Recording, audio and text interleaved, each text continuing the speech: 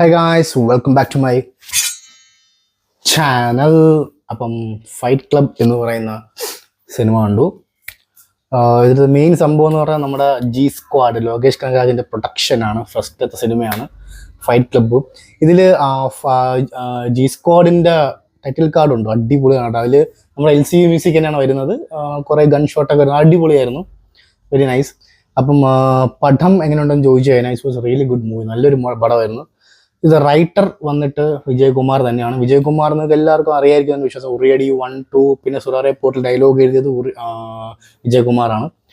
Brilliant ആക്ടറാണ് and പെർഫോമറും കിട്ടിലമായിട്ട് പെർഫോം ചെയ്തിട്ടുണ്ട്. അതിൽ വലിയൊരു കൈഡ് കൊടുത്തു പുള്ളിക്കാരന്. പിന്നെ director of this movie is Abbas A Rahmath ആണ് ഇത് ഡയറക്ടർ.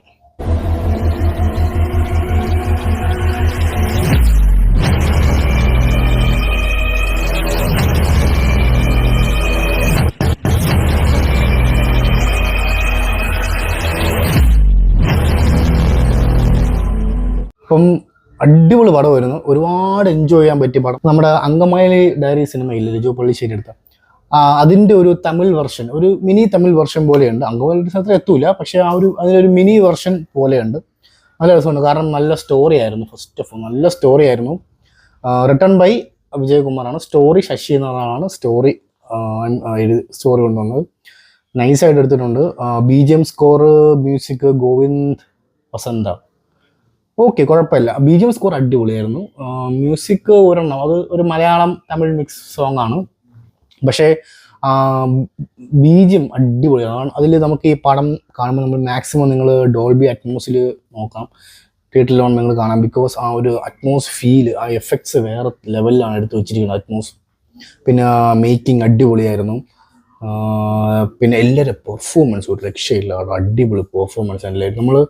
നമുക്കറിയാം ക്ലൈമാക്സിൽ എന്തോ ഒരു സംഭവം വരാനുണ്ടെന്നുള്ള കാര്യം നമുക്കറിയാം, പക്ഷെ അതുപോലെയാണ് സംഭവിക്കും നൈസായിട്ട്.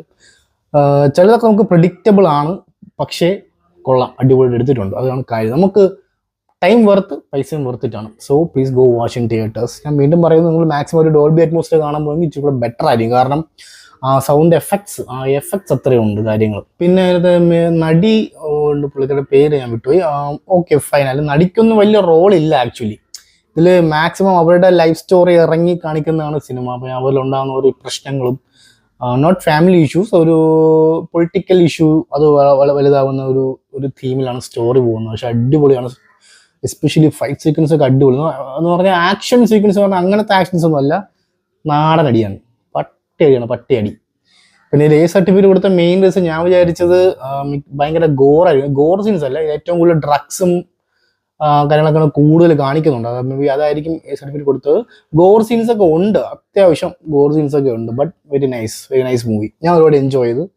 ഉറപ്പായിട്ടും തിയേറ്ററിൽ എക്സ്പീരിയൻസ് ചെയ്യേണ്ട സിനിമ തന്നെയാണ്. Please go watching theatres.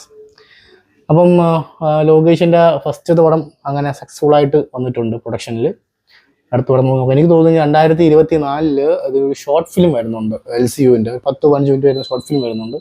അത് നരയനും ലോകേഷും കൂടെ ഇൻവോൾവ് ആയിട്ടുള്ള ഒരു ഫിലിമാണ്. അത് എന്താണെന്നുള്ള കാര്യം കൂടുതലൊന്നും പറഞ്ഞില്ല, നമുക്ക് എന്തായാലും നോക്കാം. ഓക്കെ ഗൈസ്, അപ്പം ചാനൽ സബ്സ്ക്രൈബ് ചെയ്യുന്ന കാര്യം ഒന്ന് ആലോചിക്കുക. Sign off from Anand KC. എല്ലാം ആവട്ടെ, ബൈ.